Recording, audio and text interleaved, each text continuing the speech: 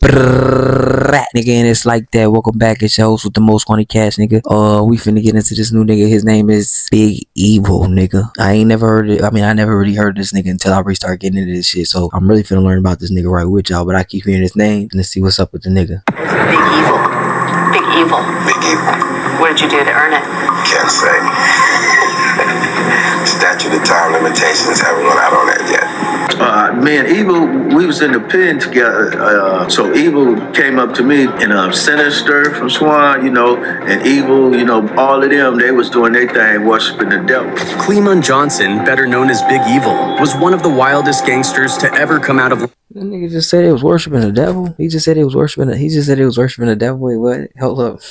What the fuck? And Evil, all of them, they was doing their thing, worshiping the devil. Clemon Johnson, better known as Big Evil, was one of the wildest gangsters to ever come out of Los Angeles. LA's most infamous shot callers happens to be in the county jail, fighting prior murder convictions. His real name is Clemon Johnson, but he's known as Big Evil. Cops described him as the coldest, most ruthless killer the city had ever seen. And think about it, in a place with over 100,000 active gang members. What did you do to earn it? Can't say. What would someone have to do to earn a title like that? Big Evil was the definition of a savage. I'ma keep saying this shit, bro. I'm getting sick of YouTube commercials, G. These YouTube commercials, bro. I'm getting sick of YouTube with this bullshit, bro. Don't nobody want to see this shit, bro. I don't want to see this shit, bro. I don't come into YouTube to see y'all advertise me shit, nigga. In the 80s and 90s, Johnson was a notorious leader of the 89 Family Bloods gang. Police have linked him to 20 murders and called him the most cold-blooded killer in the city. He officially admitted to at least 13 murders, but police believe the real number was well over 20. Nobody was safe, not even witnesses. I mean, Evil was a serial killer. No doubt. And I done chased that motherfucker from Russell Elementary all the way over to here. Allegedly, though. Well, I mean, you don't get serial killer if you got somebody else killing somebody. Yeah. As the shot caller for the 89 Family Swan Bloods, Big Evil helped turn his crew into one of the most feared in LA. When you say they the most wanted gang over in there, we beef with everything. Okay, well, let's just deal with arrests, convictions, and death, people sitting on death. When he was active, the murder rate in Family Swan territory was 9 times higher than the rest of the city. Just to put it in perspective, if the whole city had the same murder rate as Family Swan territory, Louisiana would have been seeing over 22,000 murders a year. I always say that the Neighborhood Families is probably the most active gang in LA history, pound for all the guys that went to death row or caught murder cases. Let's dive deeper into his story. Clemon Damone Johnson was born on October 15th, 1967 in Los Angeles. He actually had the kind of childhood a lot of people in the streets could only dream about. 2 loving parents, Aileen and Clemon Johnson Sr., who raised him in a 3-bedroom house on 88th Street. The place was a white house with a big porch and a backyard that had a pigeon coop where Clemon, his 2 older half-brothers, 2 younger brothers, and a whole crew of neighborhood kids would hang out and play. It was the kind of scene you'd expect in a Norman Rockwell painting, especially those summer afternoons when Aileen would pass out Kool-Aid to all the boys and sometimes even invite the neighbor kids over for dinner. Before eating, the whole family would say grace together. Neighbors remember young Clemon as a sweet kid with a big smile, always ready to help ladies carry their groceries. He'd scan the bags, grab the heaviest one, and carefully make his way to the porch, peeking through the groceries to avoid tripping on. Why the fuck do we gotta use this gay ass black dude to represent him? First of all. Second, this is crazy. How the fuck he go from being in a 2-parent household to worshiping the devil in jail? What the fuck is going on with these niggas? How the fuck did they crack this nigga's skull? I gotta see this when his little melon was gone. Curbs. He was even a Boy Scout, part of Troop 374, and stacked up a bunch of merit badges. One of his proudest was the Survival Badge. Like most kids growing up with brothers, Clemon learned how to throw hands early, toughening up through backyard scraps, and learning how to fight through the pain without crying. Back then, South Central's gang scene was still pretty tame compared to what it would later become. Fights were mostly fists, maybe the occasional tire iron, and knives were rare. Violence hardly ever touched people's homes. But everything started to shift in 1970 when Clemon was just 3 years old. Less than a mile from his house, a few young men started calling themselves the Crips, and nothing in South Central would ever be the same again. It wasn't long before families were sleeping on floors to dodge bullets, and babies were getting caught in the crossfire. LA, once known as the City of Angels, quickly gained a new title, the gang capital of America. In response to the rise of the Crips, different sets like the Pirates, Bounty Hunters, Brims, and Swans came together and formed what would eventually be known as the Bloods. Over time, people need to know that like all the blood areas is all different different shit. Pyru's is a different gang. It's a separate gang and it's a separate entity. It's its own shit. Some of the biggest Crip sets, like the East Coast Crips, Avalon Gardens Crips, and the Kitchen Crips, surrounded Kleeman's neighborhood on 3 sides. That pressure cooker environment gave birth to a new blood set, the 89 Family Bloods. One blazing afternoon when Kleeman was about 8 years old, he was sitting on a fire hydrant at 84th in town when a car rolled up. A bunch of teenagers jumped out and opened fire, killing his friend Daryl right in front of him. It was Kleeman's first up-close, numbing experience with death. And it wouldn't be the last. Within a year, he witnessed another boy get murdered. After a while, violence just became part of the background, like the sound of planes coming into LAX. And soon enough, Kleeman found himself getting pulled into it too. Whenever word got back home that he'd been fighting, Kleeman knew exactly what was coming, a beating from his parents. But he never held it against them. He says he actually enjoyed his childhood, and by all accounts, even when he was getting into schoolyard fights, he was still a smart, curious kid with a big smile and a certain charm. His parents made an effort to give him and his brothers a real childhood, taking them camping all over the West, sometimes even bringing along some of the neighborhood boys from the Pigeon Coop. Kleeman especially loved Crater Lake in Oregon, a calm, beautiful spot hidden inside an old volcano. The Johnsons weren't rich, but they spoiled their boys as much as they could. While most kids got roller skates for Christmas, the Johnson boys got go-karts. But no amount of love could shield them from what was happening around them. By the time Kleeman hit 12 or 13 and was going to Drew Middle School near Watts, he was running into young Crips constantly. It was around 7th grade that Kleeman first tasted the rush of being seen as a badass. A bigger, older Kitchen Crip had been bullying some younger kids. Kleeman wasn't having it. He rushed the dude, got him down, and smashed his face against a basketball pole until blood splattered across the court. After that, he wasn't just another kid anymore. Other boys... I want to stop this right here right quick. I don't think niggas even realize the effects that, like, a lot of the shit that the older parts of the community take on the kids. This is literally what I was trying to point out, like, with the gangbang shit. Like, this nigga didn't even start out like that, but because of the simple fact he's seeing so much happening to him, we don't really know the shock that happened in his brain, and we don't really know the effect that it had on him as far as, like, you feel me, PTSD wise from such a young age, from seeing people get killed up close like that.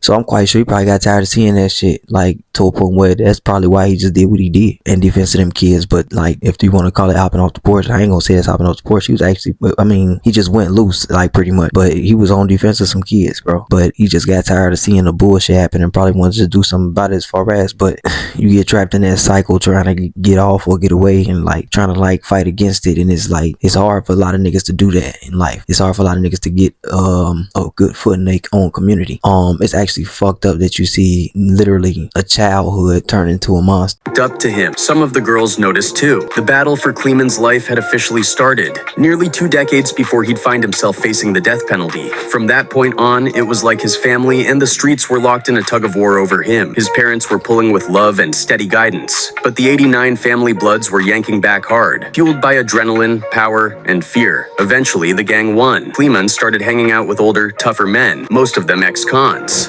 and they welcomed him with open arms. Evil was a great street fighter, said his half-brother Ricky Parker. He was good with his hands, elbows, head, feet, knees, even his teeth. Even his rivals gave him props. A Kitchen Crip who fought him once said, he could really throw down. It takes more than just a gun to get respect. But by the late 70s, fists weren't enough anymore. Even the best fighters started carrying guns. Evil was no different. He became just as comfortable shooting someone as he was stomping them out with his hands. He even put together a crew of the most savage family members and called them the 88 Monsters, basically his own commando squad. Even though he still lived at home and showed respect to his parents, out on the streets, his anger was something else entirely. Defending his outnumbered hood became his obsession. When Evil gets mad, it's something to check out, Blood, said one of the Swans. It was scary. He'd be getting like a hurricane, and you can't stop him when he want to jack up someone. You know that he ain't just talking like so many other brothers. If he said it, I would say to myself, someone gonna die tonight. Thanks in large part to Evil, both the LAPD and the DA's hardcore gang unit eventually labeled the 89 Family Bloods the most dangerous small gang in LA. Part of the reason they were so violent was because they were surrounded by much bigger gangs on 3 sides, said a South Bureau homicide detective Christopher Barling. To hold on to their little bit of territory, 89 had to fight harder and nastier than anybody else. Detective Thomas Matthews straight up called Kleeman the most cold-blooded killer in the city. In fact, Matthew basically saw himself as evil's personal enemy. One thing he pointed out about the 89 family was how fast they moved when it came to payback. They were known for quick retaliation, he said. Whenever there was a shooting in 89 territory, we'd rush over to the rival's hood and post up, hoping to catch them coming for revenge. Half the time, they had already handled business before we even got there. But evil wasn't just quick with the trigger. Hey, they quick on the get back, nigga. That's what the fuck I'm talking about. Hey, look, I'll say that much. Y'all these niggas be talking about spinning and spinning and spinning. Hey, that's what the fuck I'm talking about. He spent the block right before they could even fucking react to this nigga. Fuck is you talking about? He ain't trying to hear none of that shit. Fuck is you talking about? A lot of these niggas be scary. Fuck is you talking about? Or even if they be about to spin, you for me, it take them days, weeks, whatever. He ready. Fuck is you talking about? Detectives said he was a real street strategist. Most gang members react in the heat of the moment. He would actually sit down. You shoot us, we shoot you, said Detective Barling. But Evil was different. Think it through and plan it out. Over time, Evil built a reputation not just for violence but for beating murder cases, and even allegedly ordering hits while locked up. He even went as far as putting out a hit on Detective Matthew himself. For a while, the threat was so real that the LAPD had a SWAT team shadowing Matthew everywhere he went. Meanwhile, Evil's name started to grow into full-on street legend. Do niggas even know how serious you gotta be of a threat to make the police fucking protect you? Bro, look, hey, that's the wildest probably thing I heard from one of these niggas. Hey, that nigga, he a real nigga. I gotta give him that much. He going crazy. I ain't never heard of no nigga doing this one in neither world, Crip or Blood. I heard this shit in New York though, but damn. Barling remembered a wild story from 1991 that people, Crips, Bloods, and cops alike, still talk about today. Evil planned an attack on the Avalon Gardens housing projects, but he didn't just roll up blindly. First, he had his guys carry out 2 separate shootings to pull police away from the area. Then he had stolen cars ready for fast getaways. He sent people in from the sides, flanking the place. Finally, he led about 10 guys right into the middle of the project on foot, and they let off more than 200 rounds. Only one person died, but it could have been way worse. It was pure chaos and pure strategy. Moves like that didn't go unnoticed. By 1994, the LAPD's South Bureau Homicide Squad had had enough. They put together the 89 Family Task Force, a team of detectives, FBI agents, and folks from the district attorney's office, with one mission: take Evil down for good. But there was one major problem. They needed witnesses who would actually testify, and nobody wanted to go against Evil. He had been arrested for murder multiple times and somehow always beat the case. Word on the streets was clear: Evil was untouchable. How many times you gonna get arrested for murder and get right back out? Said the ex-girlfriend of one of the 88 monsters. Everybody knew. If you snitched, you were dead. It was that simple. And there were real examples backing up the fear.